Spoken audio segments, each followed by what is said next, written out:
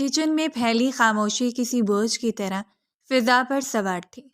برتن دھونے کے دوران پانی کی ہلکی سی آواز اور پلیٹوں کے آپس میں ٹکرانے کی کھنک ہی اس سناٹے کو توڑ رہی تھی۔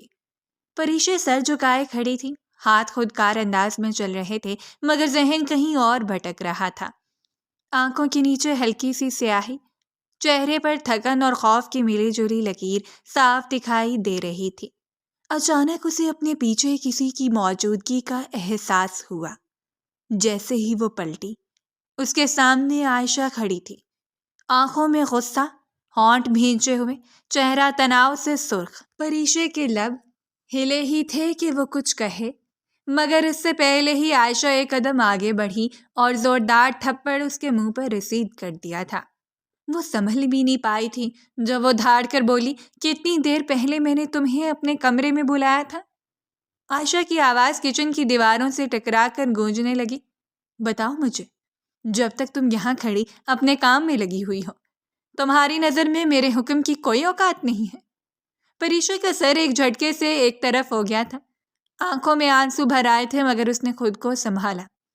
کانپتی آواز میں بولی، باجی میں برتن دھو رہی تھی، پھپھو نے کہا تھا، بس یہ کام ختم کر کے آ رہی تھی۔ لہجہ نم ہو گیا تھا، سر جھک چکا تھا، آنکھیں بھیگ گئی تھیں۔ اچھا، عائشہ نے طنزیہ ہنسی کے ساتھ بات کاٹ دی، کچھ زیادہ ہی دماغ چلنے لگا ہے تمہارا، میری باتوں کو نظر انداز کرنے لگی ہو۔ کسی نے تم سے کچھ بھی کہا ہو تو میرے حکم پر کیوں نہیں آئی؟ اتنی ہمت کیسے ہوئی؟ خود کو اس گھر کی ملکہ تصور کرنے لگی ہو کہ 1 مہینے بعد پاور آف اٹارنی تمہیں مل جائے گی، سب کچھ تمہاری ہتھیلی میں واپس آ جائے گا، یہ سوچ رہی ہو تم؟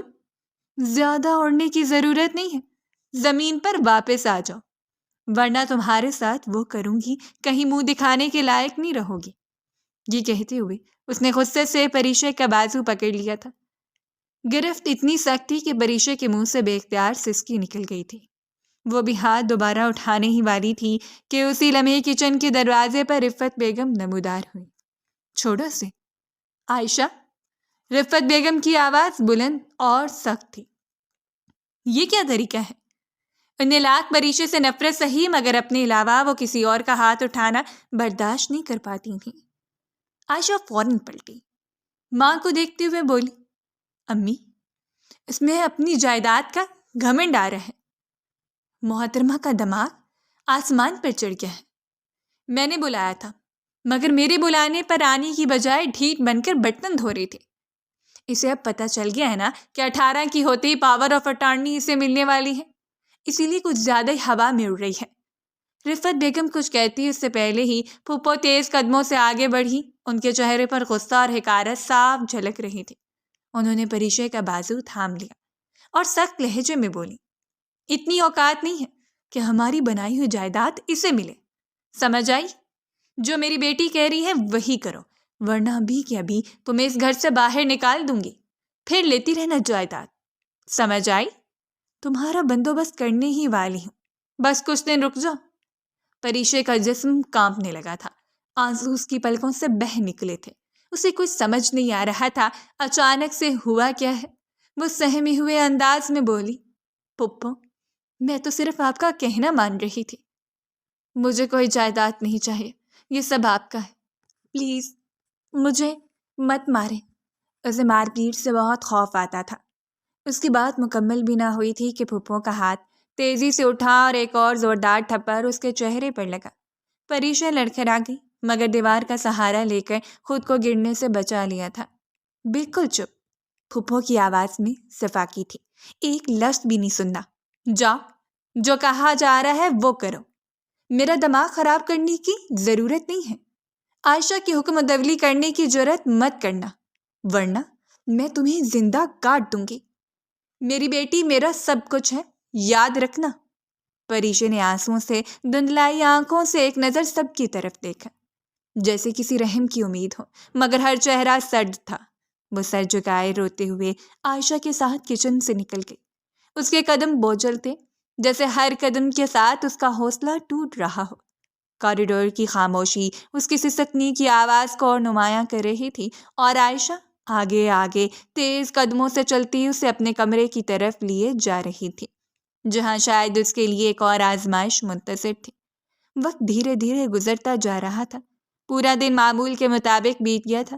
یہ کوئی خاص دن نہیں تھا، یہ عام دن ہی تھا۔ ہر روز اسے اسی طرح کمتر ہونے کا احساس دلایا جاتا تھا۔ مالکن ہوتے ہوئے اسے نوکرانی بنایا جاتا تھا، صرف اس لیے کہ آگے پیچھے اس کے وارث نہیں تھے۔ اس کے ماں باپ مر چکے تھے اور ان کا ختم ہونا اسے مکمل طور پر ذلیل کر گیا تھا۔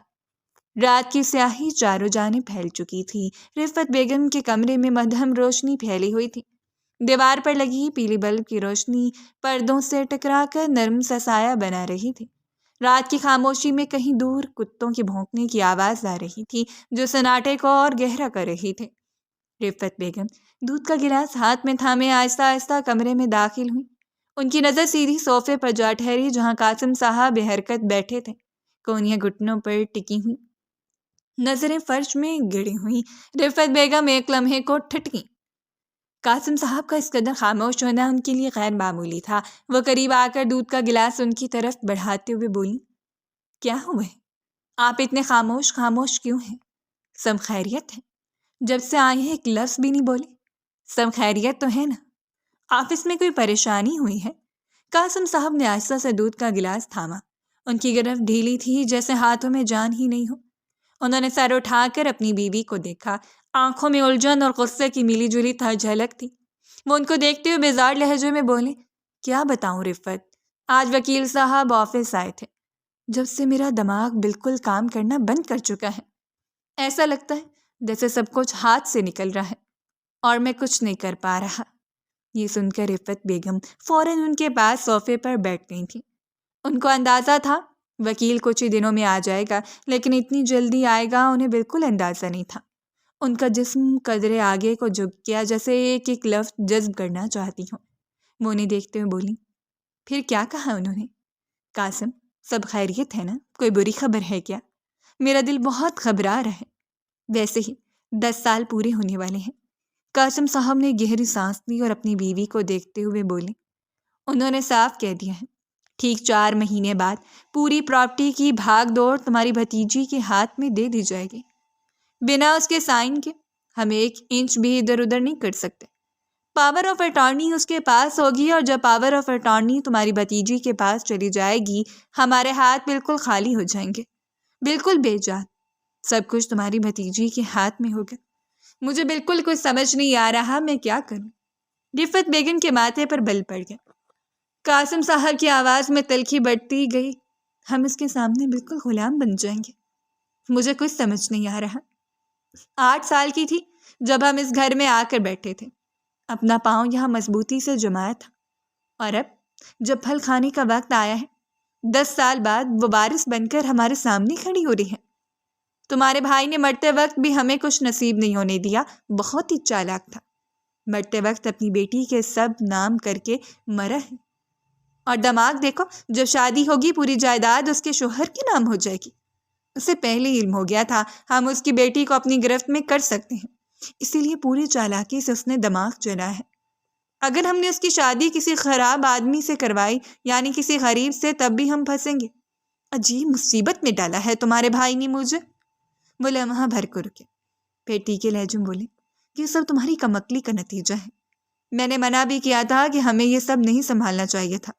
اگر ہم آدھی پراپرٹی لے کر اپنا کاروبار شروع کر لیتے، آج میں کسی کے آگے ہاتھ نہ پھیلا رہا ہوتا، لیکن تم نے مجھے بالکل زنجیروں سے باندھ دیا تھا، اور اب دیکھو ہمارے ہاتھ کچھ نہیں ہے، سب کچھ تمہاری بھتیجی کے ہاتھ میں ہے۔ رفعت بیگم نے ہونٹ بھینچ لیے، مگر چہرے پر پریشانی کی بجائے ایک عجیب سی سوچ کی لکیر ابھر آئی۔ وہ قدرے اطمینان سے بولی، آپ اتنا پریشان کیوں ہوتے ہیں؟ ہم کوئی نہ کوئی بندوبست کر ہی لیں گے، ایسا کہ سانپ بھی مر جائے اور لاٹھی بھی نہ ٹوٹے۔ آپ کی بیوی ابھی زندہ ہے۔ یہاں آنے سے پہلے ہی میرے دماغ میں یہ تمام باتیں تھیں۔ مجھے معلوم تھا میرا بھائی اس دنیا سے جا تو رہا ہے، لیکن اپنی اولاد کو بالکل بھی ناکارہ کر کے نہیں جائے گا۔ قاسم صاحب چون کر ان کی طرف دیکھنے لگے۔ یہ کیا بات ہوئی؟ تمہارے دماغ میں کیا چل رہا ہے؟ کوئی ترکیب ہے یا بس تسلی دے رہی ہو؟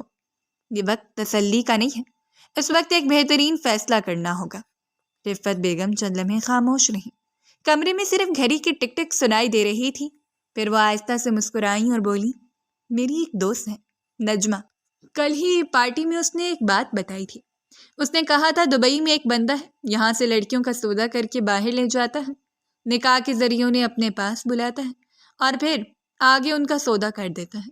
یعنی اگر ہم اس کی شادی کروائیں گے تب بھی کوئی مسئلہ نہیں ہوگا، کیونکہ وہ یہاں سے رخصت ہو کر جائے گی، آگے اس کے ساتھ جو ہوتا ہے یہ اس کا اپنا نصیب ہے۔ قاسم صاحب کے چہرے کا رنگ بدل گیا۔ تم کہنا کیا چاہ رہے ہو؟ ان کی آواز دھیمی مگر سخت تھی۔ نہ جانے کیوں لمحے بھر کے لیے ان کا دل دھڑکا تھا۔ خدا نے انہیں بھی بیٹی سے نوازا تھا۔ رفت بیگم نے لاپرواہی سے کندھے اچکائے۔ میں بس سوچ رہی ہوں کیوں نہ ان 4 مہینوں کے اندر اندر اس کا بھی بندوبست کر دیا جائے۔ میں نہیں چاہتی کہ میری اتنی محنت ضائع ہو جائے۔ ہماری بھی ایک بیٹی ہے، ہمیں اس کے بارے میں بہت کچھ سوچنا ہے۔ اگر ایک اچھا داماد چاہیے تو بڑی جائیداد ہونا ضروری ہے، لیکن بیچ کا کانٹا پریشے، اسے ہمیں ہر قیمت پر ہٹانا ہی ہوگا۔ یہ سن کر قاسم صاحب اٹھ کر کھڑے ہو گئے۔ ہوش میں ہو؟ وہ تمہاری بھتیجی ہے، کچھ تو خیال کرو۔ وہ ان کی باتوں کا مقصد بخوبی سمجھ گئے تھے۔ انہیں حیرانگی ہو رہی تھی ان کی بیوی دولت کے لیے اس حد تک جا سکتی ہے۔ رفت بیگم ہلکا سا ہنسی۔ اس ہنسی میں کوئی نرمی نہیں تھی۔ پیسے کے آگے سب برابر ہوتے ہیں قاسم، رشتے، احساس، سب۔ میں کل نجمہ سے ملوں گی، اس آدمی کا نمبر لوں گی، پہلے معلومات حاصل کریں گے، پھر میٹنگ طے کر لیں گے۔ یہ سب ہم نے بہت مشکل سے بنایا ہے، صفر سے شروع کیا تھا ہم نے، اس امپائر کو کھڑا کیا ہے۔ میں یہ سب کسی کے ہاتھ میں نہیں جانے دوں گی۔ قاسم صاحب نے دودھ کا گلاس میز پر رکھ دیا تھا۔ ان کی آنکھوں میں اب تذبذب کے ساتھ لالچ بھی جھلک رہا تھا۔ کمرے کی فضا مزید بوجھل ہو چکی تھی، جیسے دیواریں بھی ان کی باتیں سن کر خاموش ہو گئی ہوں۔ صبح کی نرم دھوپ لان میں پھیلی ہوئی تھی، شبنم کے قطرے ابھی تک گھاس پر ٹھہرے ہوئے تھے اور مٹی کی خوشبو ہوا میں رچی بسی تھی۔ پریشا کونے میں کھڑی پودوں کو پانی دے رہی تھی۔ نلکے سے بہتا پانی مٹی میں جذب ہو رہا تھا، جیسے برسوں کی پیاس آہستہ آہستہ بجھ رہی ہو۔ اس کے چہرے پر سکون کا ہلکا سا پڑتا تھا، مگر آنکھوں میں چھپا اضطراب صاف دکھائی دیتا تھا۔ دائیں جانب اسے کسی کی آہٹ محسوس ہوئی۔ اس نے پلٹ کر دیکھا تو مالی بابا چند قدم کے فاصلے پر کھڑے تھے، ہاتھ میں چھوٹا سا کدال، نظریں اس پر ٹکی ہوئی تھیں۔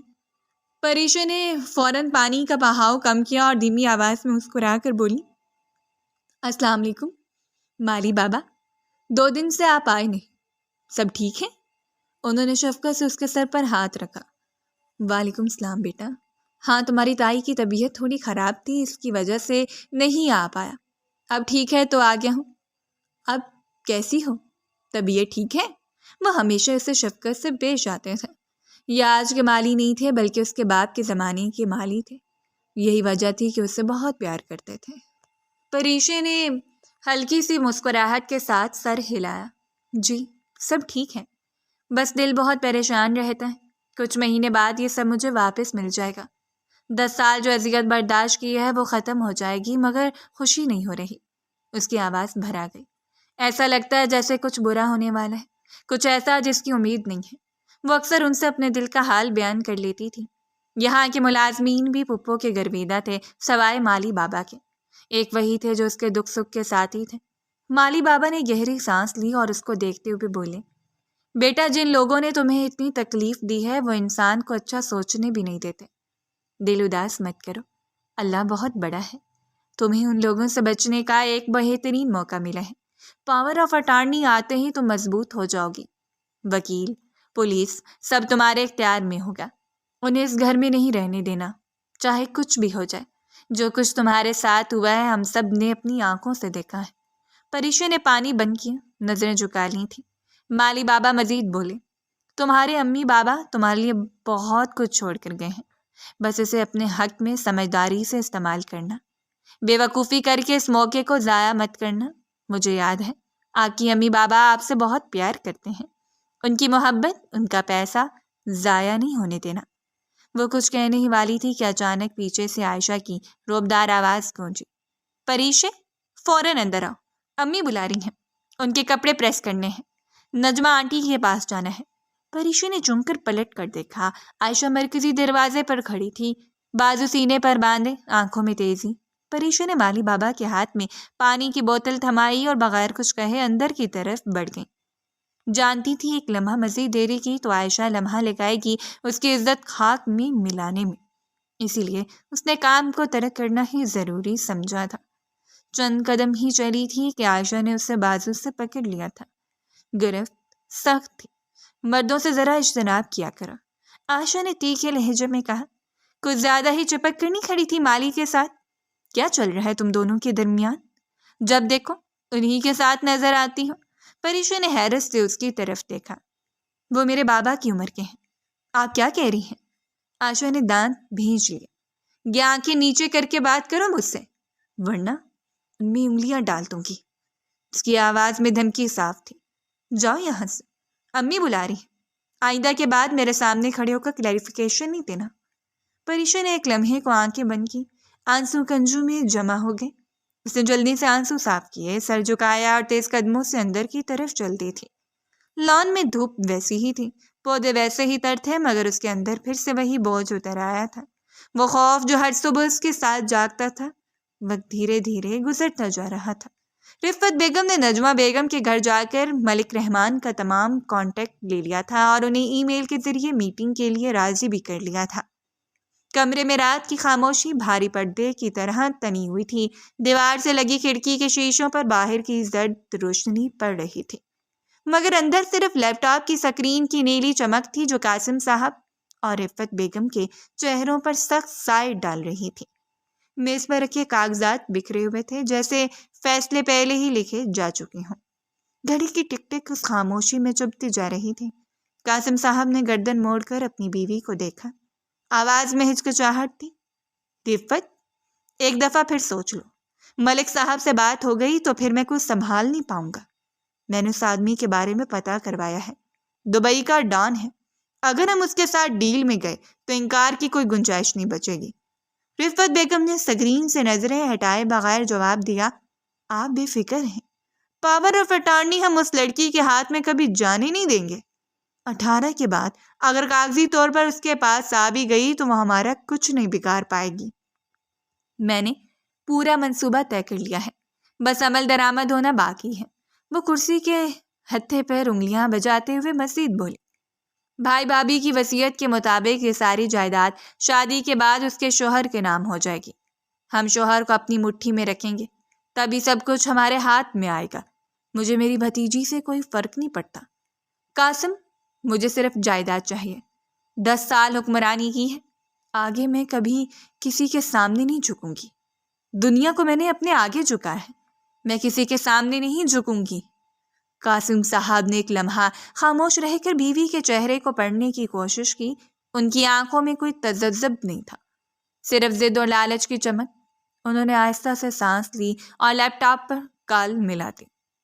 چند ہی لمحوں میں سکرین پر ایک چہرہ ابھرا، تقریباً 50 برس کا، چوڑا ماتھا، گہری آنکھیں، مضبوط جبڑا، پہلی نظر میں ہی طاقت کا احساس دلاتا تھا۔ دونوں میاں بیوی نے ذرا جھک کر سلام کیا۔ قاسم صاحب بولے، ہمیں آپ کا نمبر نجمہ بہن سے ملا ہے۔ ہمیں پتہ چلا ہے کہ آپ پاکستان کی لڑکیوں سے شادی کرنا پسند کرتے ہیں۔ میری ایک بھتیجی ہے، اگلے ماہ 18 کی ہو جائے گی۔ نجمہ نے آپ تک تصویر پہنچا دی ہوگی۔ سکرین پر موجود آدمی نے ہلکا سا سر ہلایا۔ ہاں، تصویر آ گئی ہے، لڑکی اچھی ہے، لیکن نجمہ کچھ مسائل بتا رہی تھی۔ کیا معاملہ ہے؟ قاسم صاحب نے کرسی پر پہلو بدلا۔ دراصل وہ میرے سالے کی بیٹی ہے۔ 10 سال پہلے وہ انتقال کر گیا تھا، تب سے ہم نے اس بچی کو سنبھالا ہے، مگر مرنے سے پہلے اس نے ساری جائیداد بیٹی کے نام کر دی تھی۔ 18 کے بعد پاور آف اٹارنی اس کے ہاتھ میں آ جائے گی، اور پھر شادی کے بعد جائیداد شوہر کے نام منتقل ہو جائے گی۔ انہوں نے بات آگے بڑھائی، آپ دبئی میں بااثر ہیں، آپ کے پاس سب کچھ ہے۔ میں یہ جائیداد ہاتھ سے نہیں جانے دینا چاہتا۔ ہمیں پیسوں کی لالچ نہیں ہے، بس دستخط چاہیے۔ نکاح موبائل پر کروا دیں گے اور لڑکی کو آپ کے پاس روانہ کر دیا جائے گا۔ دستخط آپ کے چاہیے ہوں گے شادی کے بعد۔ سکرین پر چند لمحوں کی خاموشی چھا گئی، پھر ملک صاحب کی آواز آئی، ٹھنڈی مگر خطرناک، میری طرف سے ہاں ہے، لڑکی مجھے پسند ہے، اس لیے دستخط کرنے کو تیار ہوں، لیکن ایک بات ذہن میں رکھنا، مجھے کوئی ڈرامہ نہیں چاہیے، نہ لڑکی کی طرف سے نہ تمہاری طرف سے، سب راضی خوشی ہو۔ انہوں نے نظریں تیز کی۔ اگر ذرا سا بھی مسئلہ ہوا تو انجام بہت برا ہوگا۔ رفت بیگم نے فوراً سر ہلایا۔ آپ بالکل بے فکر رہیں، سب کچھ ہماری نگرانی میں ہوگا۔ قاسم صاحب نے بھی اس بات میں سر ہلایا۔ ہم آپ کو کسی قسم کی پریشانی نہیں دیں گے، آپ ہماری جانب سے بے فکر رہیں۔ چند لمحوں بعد سکرین سیاہ ہو گئی۔ کمرے میں پھر وہی خاموشی لوٹ آئی، مگر اب اس میں خوف کے ساتھ فتح کی سرگوشی بھی شامل تھی۔ رفت بیگم نے لیپ ٹاپ بند کیا اور کرسی سے ٹیک لگا لی۔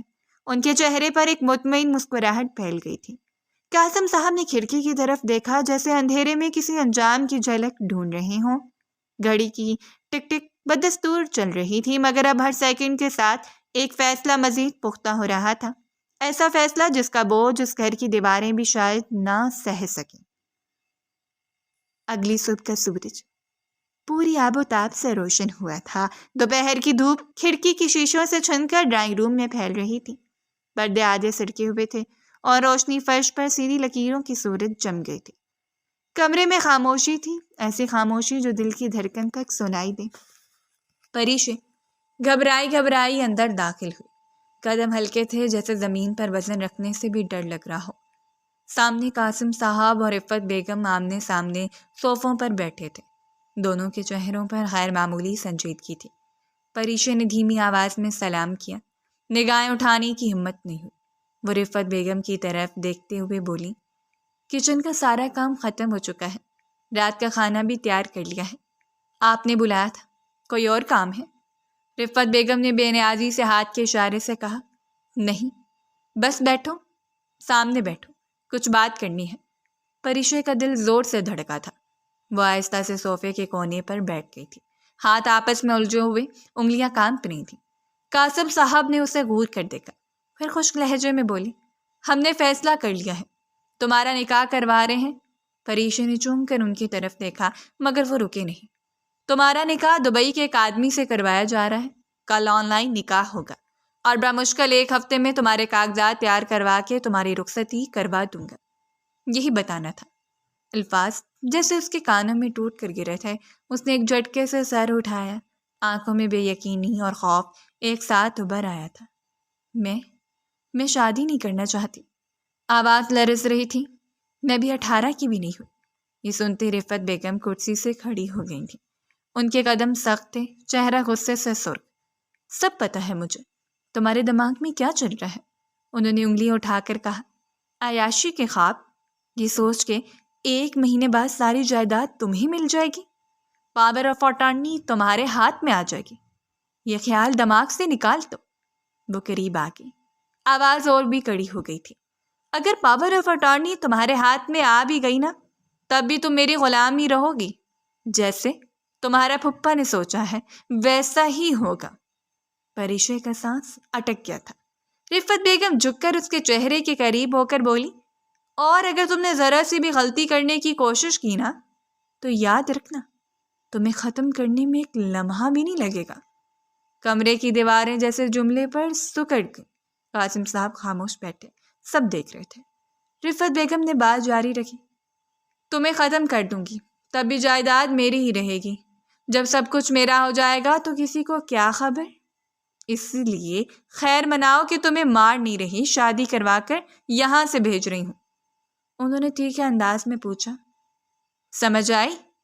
پریچے کے ہونٹ کپ کپائے، آنکھوں کے کنارے نم ہو گئے تھے، مگر اس نے آنسو بہنے نہیں دیے۔ اس نے سر جھکا لیا، الفاظ جیسے حلق میں اٹک گئے۔ صوفے پر اس کا وجود سمٹ کر رہ گیا تھا، جیسے وہ خود کو کم سے کم کر لینا چاہتی ہوں۔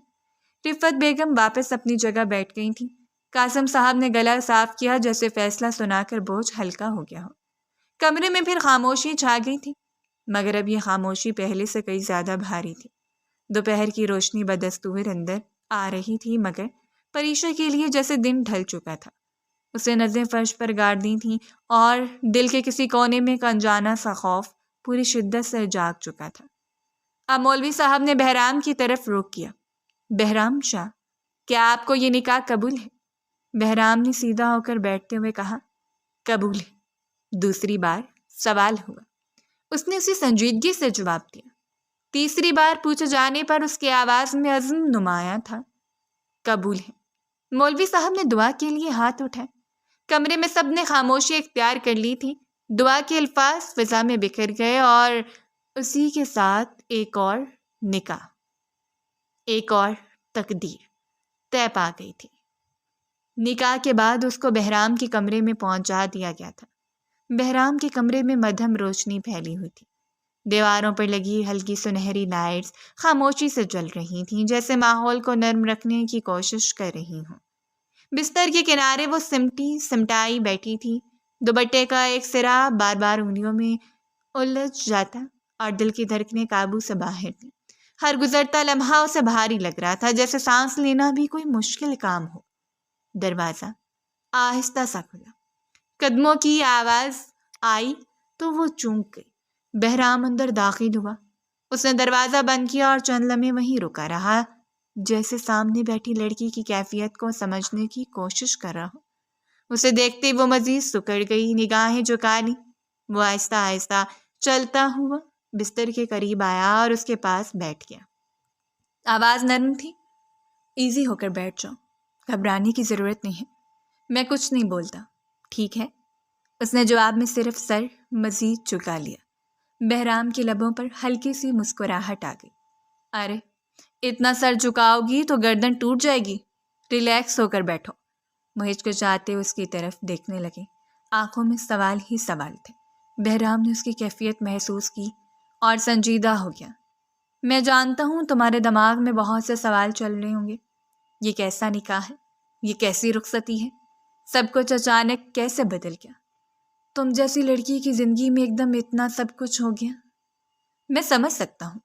وہ رکا، پھر دھیرے سے بولا، بس اتنا سمجھ لو کہ اللہ تعالیٰ نے تمہاری مدد کی ہے، تمہیں ایک جہنم سے نکال کر سکون کی طرف لایا ہے۔ میں لمبے چوڑے وعدے نہیں کروں گا، لیکن اتنا ضرور کہوں گا کہ تمہارا خیال رکھوں گا، تمہاری عزت کروں گا اور کوشش کروں گا کہ تمہیں کبھی اکیلا محسوس نہ ہو۔ بس مجھ پر یقین رکھنا۔ وہ خاموش رہی۔ اس خاموشی میں برسوں کا درد بھرا ہوا تھا۔ چند لمحوں بعد اس کے ہونٹ ہلے۔ مجھے میرے بابا کی جائیداد واپس چاہیے۔ آواز ٹوٹ رہی تھی۔ میں پپو کو کچھ نہیں دینا چاہتی، انہوں نے مجھے بہت مارا ہے۔ آنکھوں سے آنسو بہنے لگے تھے۔ وہ ہاتھوں سے انہیں روکنے کی کوشش کرتی رہی، مگر آنسو رکتے نہیں تھے۔ ان کی بیٹی نے بھی مجھ پر بہت ظلم کیا ہے۔ میں کچھ نہیں دینا چاہتی، بس آپ میری مدد کریں۔ پاور آف اٹارنی کے حساب سے اب یہ سب آپ کا ہو چکا ہے۔ میرے شوہر کو سب ملے گا۔ میں 0.5% کی مالکن ہوں، مگر مجھے سب واپس چاہیے۔ بہرام خاموشی سے سنتا رہا۔ اس کے چہرے پر نہ حیرت تھی نہ غصہ، بس ایک گہری سنجیدگی۔ بے فکر رہو، اس نے مضبوط لہجے میں کہا۔ میں سب سمجھ گیا ہوں، جو تمہارا حق ہے وہ تمہیں ملے گا، کوئی تمہارا حق نہیں کھا سکے گا، میں وعدہ کرتا ہوں۔ اس نے ذرا توقف کیا، پھر نرمی سے بولا، کیا تمہاری طرف سے اجازت ہے؟ کیا میں تمہارے نزدیک آ سکتا ہوں؟ وہ نم آنکھوں سے اس کی طرف دیکھنے لگی۔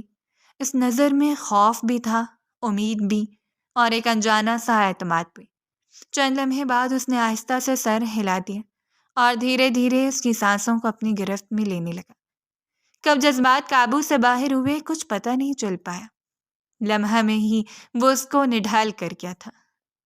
وقت دھیرے دھیرے گزرتا جا رہا تھا۔ 2 مہینے بعد ڈرائنگ روم میں عجیب سی سنجیدگی پھیلی ہوئی تھی۔ 2 مہینے پہلے جو گھر اس کے لیے قید خانہ تھا، آج اسے اقبال منزل میں وہ بااعتماد انداز میں بیٹھی تھی۔ سفید اور ہلکے سنہری رنگ کا سوٹ کندھوں پر وقار سے رکھا، دوپٹہ اور آنکھوں میں خوف نہیں تھا، جو کبھی اس کی پہچان تھا۔ بہرام اس کے ساتھ بیٹھا تھا، پرسکون، مضبوط، جیسے اس کے پیچھے ایک دیوار بن کر کھڑا ہو۔ سامنے وکیل فائلیں کھولے بیٹھا تھا۔ دروازہ کھلا تو رفت بیگم اور قاسم صاحب اندر داخل ہوئے۔ دونوں کے قدم ٹھٹک گئے۔ سامنے پریشے کو اس حال میں دیکھ کر ان کے چہروں سے ہوائیاں اڑ گئی تھیں اور ساتھ بیٹھے وکیل کو دیکھ کر ان کی سانسیں رک سی گئی تھیں۔ بہرام نے مختصر سا اشارہ کیا۔ وکیل اپنی جگہ سے کھڑا ہوا اور ٹھہرے ہوئے لہجے میں بولا، آپ دونوں کے پاس صرف 1 گھنٹے کا وقت ہے۔ اپنا سامان سمیٹیں اور یہ گھر خالی کر دیں۔ پاور آف اٹارنی کے مطابق یہ گھر کمپنی اور تمام احساسیں بہرام شاہ اور ان کی اہلیہ پریشے صاحبہ کی ملکیت ہے۔ اگر آپ نے تعاون نہیں کیا تو ہمیں قانونی کارروائی کرنی پڑے گی، جس میں پولیس بھی شامل ہوگی۔ قاسم صاحب کے چہرے پر ہوش اڑ گئے۔ فوراً بولے، یہ کیسے ہو سکتا ہے؟ اس کا شوہر ملک رحمان ہے، وہ سب کچھ ہمارا نام کر چکا تھا۔ بہرام نے سرد نگاہوں سے انہیں دیکھا۔ میں نے کب کچھ آپ کے نام کیا؟ جس شخص سے اس کا پہلا نکاح ہوا تھا وہ دستخط سے پہلے انتقال کر چکا تھا۔ اب اس کا نکاح مجھ سے ہے اور میں اپنی بیوی کے حق کا 1 روپے بھی کسی کو نہیں دینے والا۔ رفت بیگم کی ضبط کا بندھن ٹوٹ گیا۔ انہیں پوری گیم پلٹتی ہوئی نظر آ رہی تھی۔ وہ روتے ہوئے آگے بڑھی۔ پریشے، تم اپنی پھپھو کو گھر سے نکال دو گی؟ میں کہاں جاؤں گی؟ میں نے کتنی مشکل سے یہ سب بنایا ہے۔ تمہارا باپ تو بس کچی اینٹیں چھوڑ کر گیا تھا، ہم نے اسے سنوارا ہے۔ پریشے نے پہلی بار ان کی طرف سیدھی نظر اٹھائی۔ آواز میں لرزش نہیں تھی، صرف سچ تھا۔ اور آپ نے اس کی بیٹی کو توڑ دیا پھپھو، زندہ ہوتے ہوئے دفنا دیا۔ 10 سال میں کچھ بھول نہیں سکتی۔ رفت بیگم زمین پر بیٹھ گئی تھی۔ خدا کے لیے ہمیں مت نکالو، ہمارے پاس اس گھر کے سوا کچھ نہیں ہے۔ قاسم صاحب بھی آگے بڑھے، آواز بھر آ گئی۔ یہ امپائر میں نے کھڑا کیا ہے، پوری کمپنی میں نے سنبھالی۔ میں تمہارا پھپھا ہوں، باپ کی جگہ کبھی میں نے تم پر ہاتھ نہیں اٹھایا۔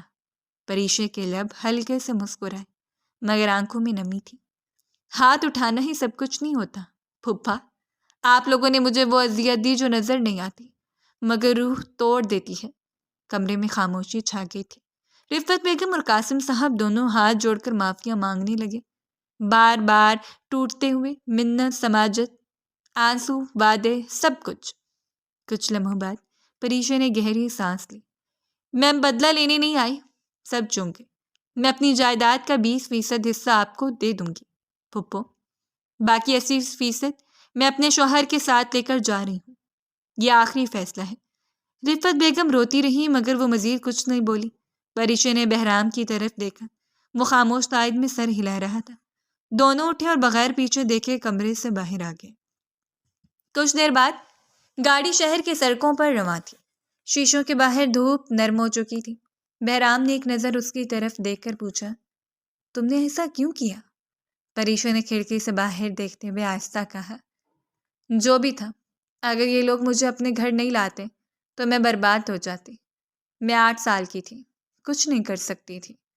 دنیا ایک پنچھی کی طرح مجھے نوچ کھاتی، اسی لیے میں نے انہیں 20% دیا، اتنا کہ وہ زندہ رہ سکیں اور میں آزاد ہو سکوں۔ بہرام نے مسکرا کر اس کا ہاتھ تھام لیا۔ مجھے تم پر فخر ہے، میں تم سے بہت پیار کرتا ہوں اور اب اور بھی زیادہ کرنے لگا ہوں۔ تم بہت سمجھدار ہو۔ اس نے پہلی بار سکون سے مسکرا کر اس کی طرف دیکھا۔ اس کی 10 سال کی تمام تکلیفیں ان 2 مہینوں میں ختم ہو گئی تھیں، کیونکہ بہرام نے اس کو بہت پیار دیا تھا۔ گاڑی آگے بڑھتی رہی اور پیچھے رہ گیا وہ ماضی جب اس پر حاوی نہیں تھا۔ نئی زندگی ان کے سامنے تھی، صاف، محفوظ اور امید سے بھری ہوئی۔ وقت دھیرے دھیرے گزرتا جا رہا تھا۔ اگلے دن دوپہر ڈھلتے ہی نکاح منعقد کر دیا گیا تھا۔ ڈرائنگ روم کی فضا بوجھل تھی، جیسے ہوا بھی سانس روک کر کھڑی ہو۔ پردے پوری طرح گرے ہوئے تھے، صرف ایک کونے میں جلتا بلب زرد سی روشنی پھیلا رہا تھا۔ درمیان میں میز رکھی تھی جس پر لیپ ٹاپ کھلا ہوا تھا۔ سکرین پر دولہے کی طرف کا خانہ موجود تھا مگر کیمرہ بند تھا۔ ایک سیاہ مستطیل جس کے پیچھے کوئی چہرہ نہیں، کوئی آنکھ نہیں، کوئی احساس نہیں تھا۔ اس نے ابھی تک اپنے دولہے کو بھی نہیں دیکھا تھا۔ پریشا صوفے کے کنارے بیٹھی تھی، سفید جوڑے میں ملبوس مگر دلہن جیسی کوئی چمک نہیں تھی۔ چہرہ سپاٹ، آنکھیں سرخ، ہونٹ خشک، یوں لگتا تھا جیسے وہ کسی زندہ لاش کی طرح بیٹھی ہو۔ ہاتھ گود میں رکھے تھے، انگلیاں ایک دوسرے میں الجھی ہوئی جیسے خود کو سنبھالنے کی آخری کوشش ہو۔ اس کے ارد گرد قاسم صاحب، رفت بیگم، 2 گواہ اور مولوی صاحب موجود تھے۔ سب اپنی اپنی جگہ سنجیدہ مگر کسی کے چہرے پر وہ بوجھ نہیں تھا جو اس کے دل پر تھا۔ اس کے ذہن میں ایک ایک کر کے وہ خواب ابھر رہے تھے جو اس نے خاموشی سے سجا رکھے تھے۔ وہ لمحہ جب 18 کی ہوتے ہی پاور آف اٹارنی اس کے ہاتھ میں آئے گی، جب اس گھر کے خوف سے آزاد ہو جائے گی، جب اپنی زندگی سکون سے شروع کرے گی۔ مگر آج وہ خواب ایسے بکھر رہے تھے جیسے ریت مٹھی سے پھسل جائے۔ جو اس نے سوچا تھا ویسا کچھ نہیں ہوا تھا۔ مولوی صاحب نے کاغذات ترتیب دے دیے اور قاسم صاحب کی طرف دیکھتے ہوئے بولے، قاسم صاحب، آپ کی طرف سے اجازت ہے میں نکاح شروع کروں؟ قاسم صاحب نے بغیر کسی توقف کے سر ہاں میں ہلا دیا تھا۔ ان کے چہرے پر نہ نرمی تھی نہ ہچکچاہٹ، صرف فیصلہ موجود تھا۔ مولوی صاحب نے رخ پریشے کی طرف کیا، آواز نرم مگر رسمی تھی۔ پریشے اقبال شاہ، آپ کا نکاح ملک رحمان بلد ملک سلیم سے کیا جاتا ہے مقررہ حق مہر کے عوض۔ کیا آپ کو یہ نکاح قبول ہے؟ یہ الفاظ سنتے اس کی آنکھوں کے سامنے دھند سی چھا گئی۔ لمحہ بھر کو اسے اپنے مرحوم ماں باپ کے چہرے دکھائی دیے، ماں کی وہ مسکراہٹ، باپ کی وہ شفقت بھری نگاہ، پھر اس کے بعد وہ تمام اذیتیں جو اس نے 10 سال اس گھر میں رہ کر برداشت کی تھیں۔ طنز، مار، ذلت، خوف، اس کا سینہ بھاری ہو گیا تھا، آنکھوں سے آنسو بہہ نکلے تھے۔ چند لمحے خاموشی رہی، کمرے میں صرف اس کی سسکیوں کی آواز گونج رہی تھی۔ رفت بیگم نے تیز نظروں سے اسے دیکھا، جیسے خاموش رہنے کا حکم دے رہی ہوں۔ پریشو نے کپ کپاتے ہوئے ہونٹوں کے ساتھ کہا، قبول ہے۔ مولوی صاحب نے دوبارہ پوچھا، کیا آپ کو یہ نکاح قبول ہے؟ آنکھوں سے آنسو مسلسل بہہ رہے تھے، اس نے سر جھکا لیا، آواز بھاری ہو گئی تھی، قبول ہے۔ تیسری بار سوال دہرایا گیا، پریشے اقبال شاہ، کیا آپ کو یہ نکاح قبول ہے؟ اس بار اس کی آواز بمشکل نکلی، قبول ہے۔ مولوی صاحب نے ایک لمحہ توقف کیا، پھر سکرین کی طرف رخ کیا جہاں دولہے کی طرف سیاہ سکرین موجود تھی۔ ملک رحمان صاحب، کیا آپ کو یہ نکاح قبول ہے؟ چند سیکنڈ بعد اسپیکر سے ایک بھاری اور سرد آواز ابھری، قبول ہے۔ مولوی صاحب نے دوبارہ اور پھر تیسری بار سوال کیا، ہر بار وہی جواب آیا، قبول ہے۔ نکاح مکمل ہونے کا اعلان کیا گیا، گواہوں نے دستخط کیے، کمرے میں کسی نے مبارکباد نہیں دی۔ رفت بیگم کے چہرے پر اطمینان کی ہلکی سی جھلک ابھری۔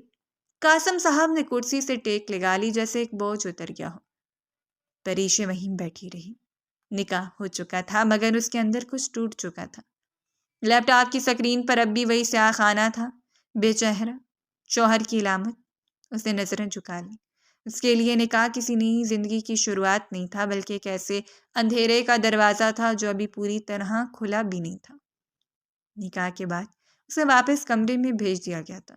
اسے کچھ سمجھ نہیں آ رہا تھا، ابھی وہ کس کے نکاح میں گئی ہے، اس کی زندگی کس طرح تبدیل ہوئی ہے۔ دل ہی دل میں وہ خود کو اس بات کے لیے پختہ کر رہی تھی کہ اپنے شوہر سے ملاقات کر کے وہ اسے ہر حقیقت بتائے گی۔ بچپن سے لے کر بڑے ہونے تک جو جو ظلم کے پہاڑ اس پر ٹوٹے ہیں، وہ ہر چیز بتائے گی۔ اپنے حق کے لیے کھڑی ہوگی، اپنی پوری جائیداد اپنے ہاتھ میں لے گی، پاور آف اٹارنی کا بہترین استعمال کرے گی، لیکن جانتی نہیں تھی کھیل ہی اس پاور کے لیے کھیلا گیا تھا جس سے وہ معصوم بالکل ہی انجان تھی۔ وقت کی رفتار نہ کبھی تھم سکی ہے اور نہ کبھی تھم پائے گی۔ ایک ہفتے بعد تمام کاغذی کارروائی مکمل ہونے کے بعد وہ پاکستان سے پرواز کر کے دبئی لینڈ ہو چکی تھی۔ اسے لگا تھا رخصتی میں تقریباً 2 مہینے یا 1 مہینہ لازمی لگ جائے گا، لیکن قاسم صاحب نے تمام کام اتنی جلد بازی میں کیے تھے، وہ خود حیران رہ گئی تھی۔ ایک لمحے کے لیے اسے شک بھی ہوا تھا، یہ سب اتنی جلدی کیوں کیا جا رہا ہے؟ آخر وجہ کیا ہے؟ حالانکہ انہیں وصیت کی تمام کنڈیشن معلوم ہے، پھر یہ لوگ اس کی شادی کر کے اسے رخصت کیوں کر رہے ہیں؟ مگر فی الوقت وہ خاموش رہی تھی۔ دبئی ایئرپورٹ کی چکا چوند روشنیوں کے بیچ وہ ویٹنگ ایریا کی کرسی پر سمٹی بیٹھی تھی۔ ہاتھوں میں نکاح نامہ، پاسپورٹ اور دیگر کاغذات مضبوطی سے تھامے ہوئے تھے، جیسے ہی کاغذ اسے اس اجنبی دنیا میں جوڑے رکھے ہوئے ہوں۔ وقت گزرتا جا رہا تھا مگر اسے لینے کوئی نہیں آیا تھا۔ وہ معصوم حسینہ ایک گم ہوئی بچی لگ رہی تھی جو ایک انجان ملک میں آ کر کھو گئی تھی۔ فلائٹ دوپہر 2 بجے لینڈ ہوئی تھی، گھڑی کی سوئیاں آگے بڑھتی نہیں، اور اب رات کے 11 بج رہے تھے۔ اس کی آنکھیں سرخ ہو چکی تھیں، پلکوں کے کناروں پر موٹے موٹے آنسو جگمگا رہے تھے۔ ہر گزرتا لمحہ اس کے اندر گھبراہٹ کو اور گہرا کر رہا تھا۔ دل کی دھڑکن بے ترتیب تھی، جیسے سینہ توڑ کر باہر آ جائے گی۔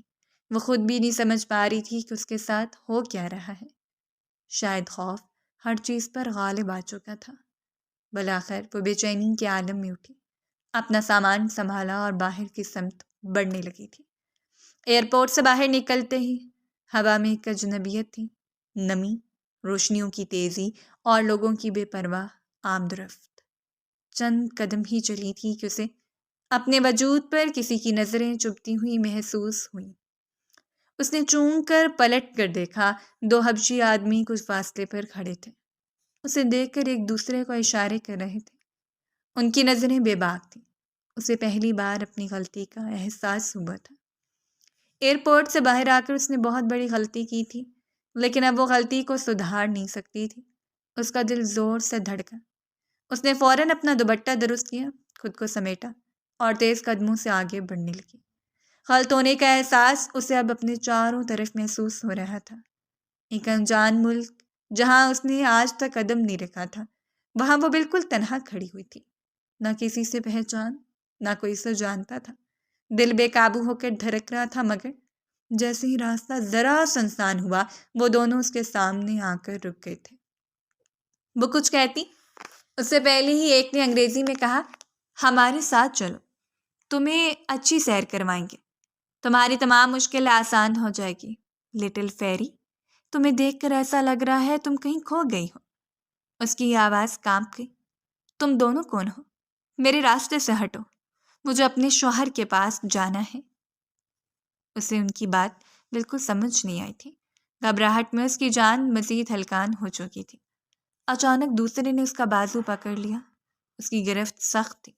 وہ گھبرا کر پیچھے ہٹنے کی کوشش کرنے لگی، مگر وہ اسے اپنی گاڑی کی طرف کھینچنے لگا تھا۔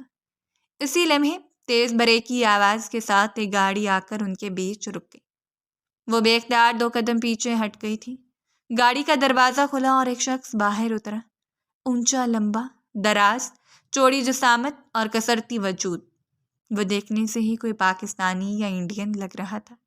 نہ جانے کیوں پہلی بار پریشے کو کسی اپنے کی موجودگی کا احساس ہوا تھا۔ ایک تحفظ اپنے ارد گرد محسوس ہوا تھا۔ اس کی موجودگی ہی میں رعب تھا۔ قریب آتے ہی اس نے ایک زوردار مکہ اس ہاتھ پر مارا جو اس کا بازو تھامے ہوئے تھا۔ آدمی درد سے کراہ کر پیچھے ہٹ گیا۔ دونوں گھبرا گئے تھے۔ بہرام شاہ انگریزی میں دھاڑا، دفع ہو جاؤ یہاں سے، ورنہ ابھی پولیس کے حوالے کر دوں گا۔ یہ سننا تھا کہ دونوں الٹے پاؤں وہاں سے بھاگ گئے تھے۔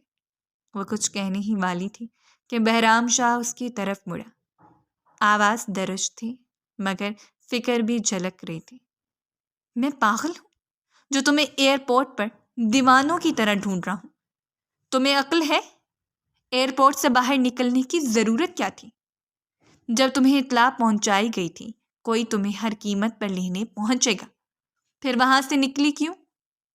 وہ ہکلا گئی۔ آپ کو ملک رحمان نے بھیجا ہے؟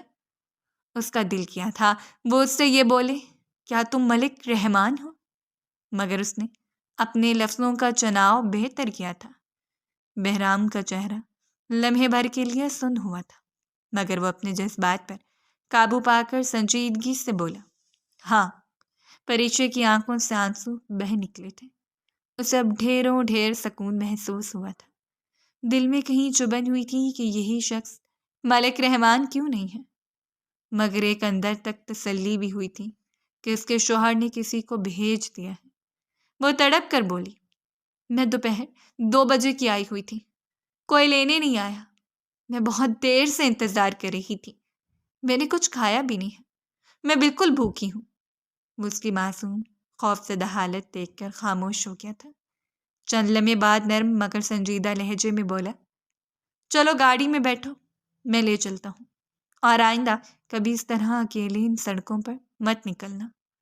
یہاں لڑکیاں اتنی آسانی سے محفوظ نہیں رہتی، خاص طور پر تم جیسی بے وقوف۔ وہ شرمندگی سے سر جھکا گئی۔ دل اب بھی تیزی سے دھڑک رہا تھا، مگر کم سے کم اس لمحے وہ محفوظ تھی۔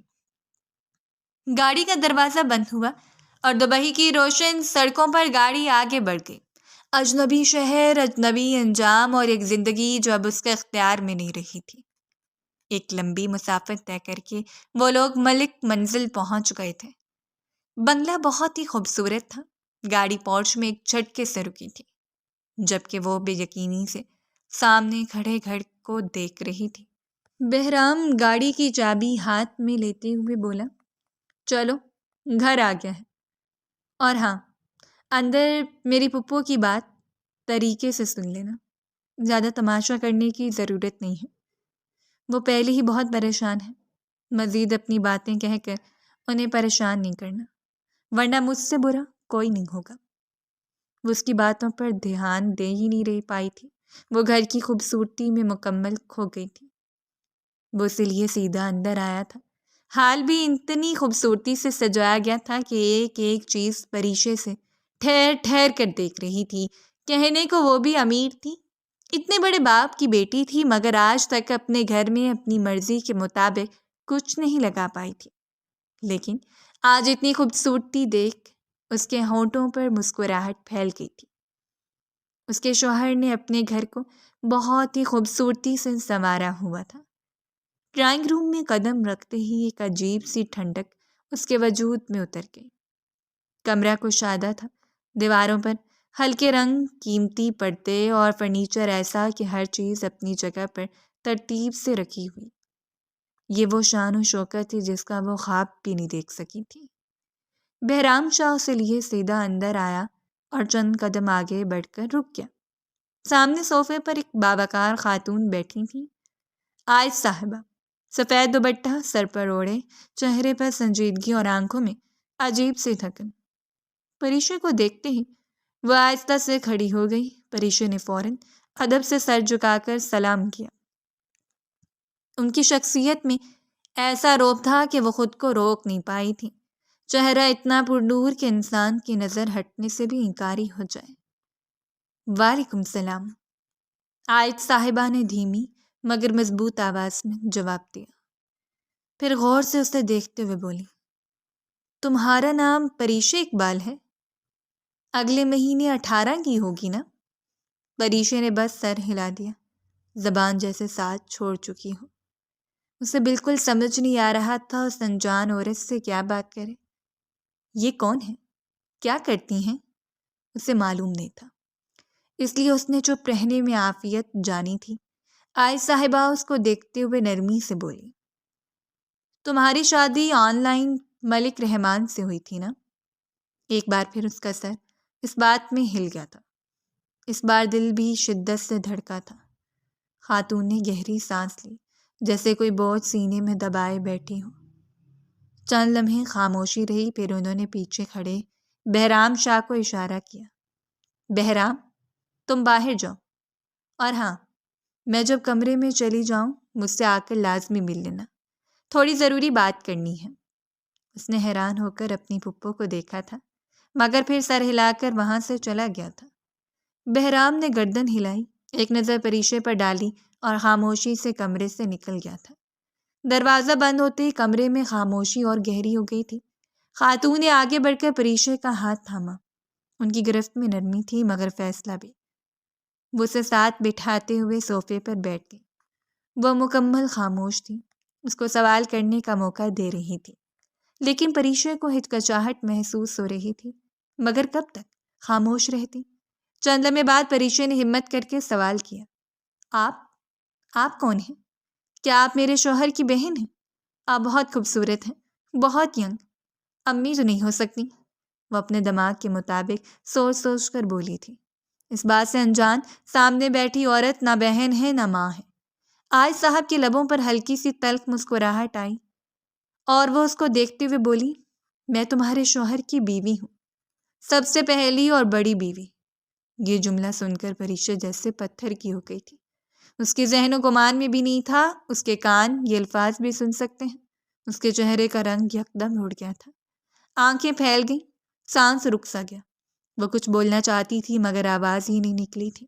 خاتون نے آہستہ آہستہ بات آگے بڑھائی، تمہارے شوہر کی میرے علاوہ بھی 2 بیویاں تھیں، وہ اپنے اپنے حصے لے کر دوسرے ملکوں میں جا چکی ہیں۔ یہ گھر ہمارا ذاتی گھر ہے، میں ان کی پہلی بیوی ہوں اور تم ان کی چوتھی۔ میں آج تم سے کچھ نہیں چھپاؤں گی، آگے ایک بہت بڑی زندگی ہے، بہتر ہے تمہیں تمام باتیں پہلے ہی معلوم ہو جائیں۔ بے شک مجھے تمہارے آرام کا خیال کرنا چاہیے، اتنے بڑے سفر سے آئی ہو پھر اتنی دیر تک انتظار کیا، لیکن سچائی تمہیں معلوم ہونی چاہیے۔ پریچے کے کانوں میں شور سا ہونے لگا، مگر ابھی بات ختم نہیں ہوئی تھی۔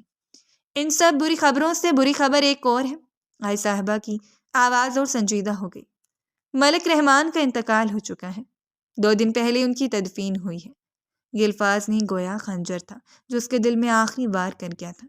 اب تک کے تمام جملے اسے اتنی تکلیف نہیں پہنچا پائے تھے جتنی تکلیف اس آخری جملے نے پہنچائی تھی۔ اس کے ذہن و گمان میں بھی نہیں تھا کہ یہ الفاظ رخصتی سے پہلے اس کو سننے کو مل سکتے ہیں۔ یہ سن کر پریشے کے ہاتھ کانپنے لگے تھے۔ آنکھوں کے سامنے اندھیرا سا چھا گیا۔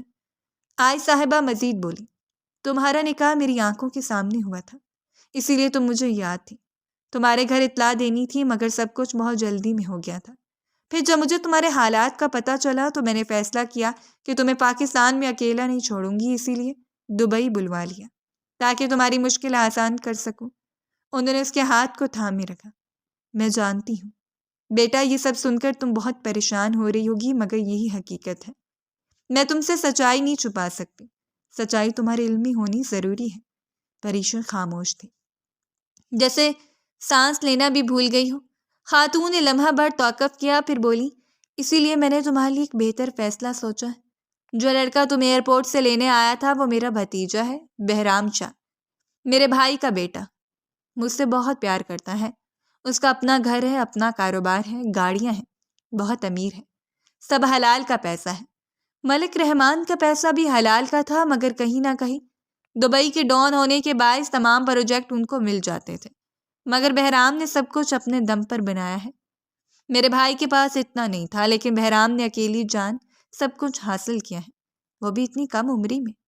انہوں نے گہری نظر سے اسے دیکھا۔ میرے شوہر کا انتقال ہو چکا ہے، ان کی ساری ذمہ داری اب میرے پاس ہے۔ میں نے طے کیا ہے کہ تمہارا نکاح بہرام سے کروا دوں۔ تم بہت خوبصورت ہو، بہت چھوٹی سی ہو، ابھی 18 کی۔ تمہارے لیے ایسا ہی مرد چاہیے جو تمہاری عمر سے کچھ سال بڑا ہو، دگنی عمر کا نہ ہو۔ یہ دبئی ہے، جتنا مشہور ہے اتنا ہی فریبی بھی ہے۔ میری بات سمجھ رہی ہو؟ پریشا بالکل خاموش ہوتی، آنکھیں خالی، ذہن سن، جیسے الفاظ کا مطلب سمجھنے کی طاقت ہی ختم ہو چکی ہو۔ اس کے ہاتھ اب بھی آئے صاحبہ کی گرفت میں تھے مگر اس لمحے اسے یوں لگ رہا تھا جیسے اس کی پوری زندگی کسی اور کے ہاتھوں میں تھما دی گئی ہو۔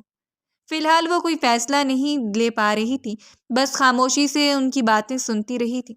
اسے رونا چاہیے تھا، اس کا شوہر مر چکا تھا مگر اسے رونا بالکل نہیں آ رہا تھا۔ وہ بالکل خاموش سی بیٹھی ان کی ہر بات سن رہی تھی۔ حیران بھی تھی کہ عورت اتنی ظرف والی کیسی ہے، مگر اس نے زبان سے کچھ نہیں بولا تھا۔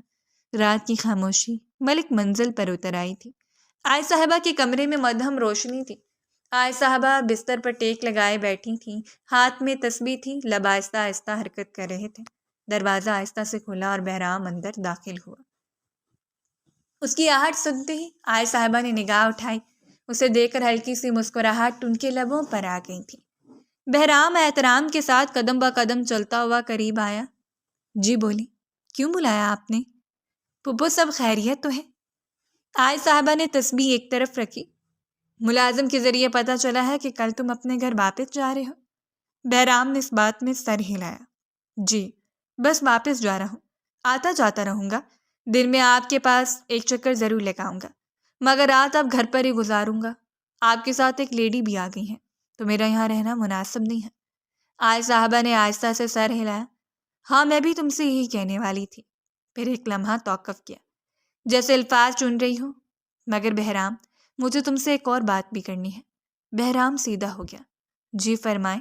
انہوں نے اس کی طرف غور سے دیکھا۔ تم مجھ سے کتنا پیار کرتے ہو بہرام؟ یہ سوال سن کر وہ لمحہ بھر کو چونک گیا، پھر نرم لہجے میں بولا، یہ کیسا سوال ہے پھپھو؟ آپ میرے دل کا ٹکڑا ہیں، بلکہ میرا پورا دل۔ آپ صرف پھپھو نہیں، میری ماں ہیں۔ آئے صاحبہ کے لبوں پر ہلکی سی مسکراہٹ ابھری، آنکھوں میں نمی سی جھلک آئی۔ تو اگر آج تمہاری ماں تم سے کوئی خواہش کرے تو کیا تم اسے پوری کرو گے؟ بہرام کچھ لمحے خاموش رہا، اس نے سر جھکا کر کہا، بالکل کروں گا، آپ حکم دیں۔ آئے صاحبہ نے گہری سانس لی۔ تو پھر ٹھیک ہے، یہ جو لڑکی پاکستان سے آئی ہے کل تم اس سے نکاح کرو گے۔ بہرام کے چہرے کے تاثرات یکدم بدل گئے۔ پھپھو؟ انہوں نے ہاتھ اٹھا کر اسے روک دیا۔ پہلے سن لو، وہ بہت معصوم ہے بہرام، ابھی 18 کی بھی نہیں ہوئی، اگلے مہینے 18 کی ہو جائے گی۔ ملک رحمان دولت کے نشے میں اتنے اندھے ہو چکے تھے کہ اچھا برا کچھ نہیں سمجھ سکے۔ پاکستان میں اس لڑکی کے ساتھ بہت برا ہوا ہے۔ ماں باپ بچپن میں ہی دنیا سے چلے گئے۔ پھپھو نے ساری جائیداد پر قبضہ کر لیا۔ پاور آف اٹارنی اسے نہ ملے، اسی خوف میں اس کی شادی ملک رحمان سے کروا دی گئی۔ بہرام خاموشی سے سنتا رہا، مگر خدا کی قدرت بہت نرالی ہے۔ اس نے شادی کے بعد ہی سب کچھ اس لڑکی کو واپس لوٹا دیا، کیونکہ شوہر نے کسی کاغذ پر دستخط نہیں کیے اور دنیا سے رخصت ہو گئے۔ لیکن اب اس کی شادی ہوتی ہے تو جائیداد اس کے شوہر کے نام ہوگی۔ اگر اس کی شادی کسی غلط انسان سے ہو گئی تو اس کی پوری زندگی برباد ہو جائے گی۔ بہرام نے بے چینی سے کہا، لیکن میں یہ کیسے کر سکتا ہوں؟ یہ تو آپ کی سوتن ہے اور میں آپ کا بھتیجا ہوں۔ آج صاحبہ کی نگاہ سخت ہو گئی، مگر لہجہ پرسکون رہا۔ یہ نکاح جائز ہے، ناجائز نہیں۔ کیا تم اپنی پھپھو کے لیے اتنا بھی نہیں کر سکتے؟ بہرام کے ہونٹ کھل کر بند ہو گئے تھے۔ وہ کچھ دیر بول نہیں سکا۔ کندھوں پر جیسے وزن آ گیا ہو۔ آخرکار اس نے سر جھکا لیا۔ آواز میں احترام اور سپردگی تھی۔ آپ کا حکم؟ سر آنکھوں پر۔ میں تیار ہوں۔ آج صاحبہ نے آنکھیں بند کر کے ایک لمحے کو تسبیح تھامی، جیسے دل ہی دل میں شکر ادا کری ہو۔ کمرے میں خاموشی واپس آ گئی تھے، مگر یہ وہ خاموشی تھی جس میں ایک اور فیصلہ، ایک اور زندگی کا موڑ طے پا چکا تھا۔ اگلی صبح کا سورج پوری آب و تاب سے روشن ہوا تھا۔ دوپہر کی روشنی ڈرائنگ روم کی کھڑکیوں سے اندر چن چن کر آ رہی تھی۔ سفید پردے ہلکی ہوا سے جنبش میں تھے، مگر کمرے کے اندر ایک عجیب سی ٹھہری ہوئی خاموشی تھی۔ صوفے کے کونے میں وہ سر جھکائے بیٹھی تھیں، ہاتھ آپس میں الجھے ہوئے، انگلیاں بے اختیار کانپ رہی تھیں، آنکھیں سامنے رکھے قالین پر جمی تھی، جیسے وہاں سے کوئی جواب نکل آئے گا۔ دروازہ کھلا تو قدموں کی ہلکی سی آواز آئی۔ اس نے فوراً چونک کر سر اٹھایا۔ آج صاحبہ اندر داخل ہو چکی تھیں۔ انہیں دیکھتے ہوئے جلدی سے کھڑی ہو گئی، نظریں جھکی رہیں۔ آج صاحبہ قریب آئیں، نرمی سے اس کے ماتھے پر بوسہ دیا۔ ان کی لمس میں ماں جیسی اپنائیت تھی، مگر الفاظ میں فیصلہ۔ بیٹھو، انہوں نے کہا، اور خود بھی اس کے ساتھ صوفے پر بیٹھ گئی تھی۔ ابھی مولوی صاحب گواہ اور میرا بھتیجا آ رہا ہے۔ پھر غور سے اس کے چہرے کو دیکھا۔ تمہیں اس نکاح سے کوئی اعتراض تو نہیں؟ کل تم نے مجھے کوئی واضح جواب نہیں دیا تھا۔ وہ چند لمحے خاموش رہی، پھر دھیرے سے بولی، مجھے کچھ سمجھ نہیں آ رہا، یہ درست فیصلہ ہے یا میرے لیے نقصان دہ؟ میں کچھ بھی محسوس نہیں کر رہی، نہ خوشی نہ خوف، بس خالی پن ہے۔ آج صاحبہ نے اس کا ہاتھ تھام لیے، گرفت مضبوط مگر انداز نرم تھا۔ اگر اپنی زندگی کو محفوظ رکھنا چاہتی ہو اور اپنے باپ کی جائیداد کو ضائع نہیں ہونے دینا چاہتی ہو تو بس خاموش رہو۔ اللہ نے تمہارے حق میں بہتر فیصلے کیے ہیں۔ ان کی آواز میں قطعیت تھی۔ مجھے صرف تمہیں اس گھر سے نکالنا تھا، کسی محفوظ جگہ پر لانا تھا، بس اسی لیے میں خاموش تھی۔ وہ بات ختم ہوتی ہی خاموش ہو گئی۔ کمرے میں پھر وہی سکوت اتر آیا۔ پریشے نے گہری سانس لی، جیسے اندر کچھ ٹوٹ کر بیٹھ گیا ہو۔ پھر اس نے آہستہ سے سر جھکا لیا۔ مجھے منظور ہے۔ اس کی آواز بامشکل سنائی دی۔ نہ جانے کیوں دل چاہ رہا ہے آپ پر بھروسہ کر لوں۔ آج صاحبہ کے لبوں پر ہلکی سی مسکراہٹ آ گئی۔ انہوں نے سر پر ہاتھ پھیرا، جیسے کسی فیصلے پر مہر ثبت ہو گئی ہو۔ کچھ ہی دیر بعد دروازہ دوبارہ کھلا۔ مولوی صاحب، دو گواہ اور بہرام اندر داخل ہوئے۔ فضا یکدم بدل گئی۔ بہرام نے اندر آتے ہی آج صاحبہ کی طرف دیکھا۔ نکاح شروع کر دیں پھپھو؟ انہوں نے مختصر سا سر ہلایا۔ مولوی صاحب صوفے پر بیٹھ کے، بہرام آ کر پریشے کے برابر میں بیٹھ گیا۔ دونوں کے درمیان معمولی سا فاصلہ تھا، مگر اس فاصلے میں ایک پوری دنیا سمٹی ہوئی تھی۔ مولوی صاحب نے کاغذات سامنے رکھے، چشمہ درست کیا اور رسمی مگر باوقار لہجے میں بولے، پریشے اقبال، آپ کا نکاح بہرام شاہ ول سلیمان شاہ سے طے کیا جاتا ہے۔ کیا آپ کو یہ نکاح قبول ہے؟ اس نے آنکھیں بند کر لیں۔ دل کی دھڑکن کانوں میں گونج رہی تھی۔ ایک لمحے کو سب کچھ دھندلا سا محسوس ہوا، پھر اس نے رب کا نام لیا اور صاف آواز میں کہا، قبول ہے۔ مولوی صاحب نے دوبارہ سوال دہرایا۔ اس بار اس کی آواز میں لرزش نہیں تھی۔ قبول ہے، تیسری مرتبہ پوچھا گیا تو اس نے گہری سانس لے کر غیر متوقع اطمینان کے ساتھ جواب دیا، قبول ہے۔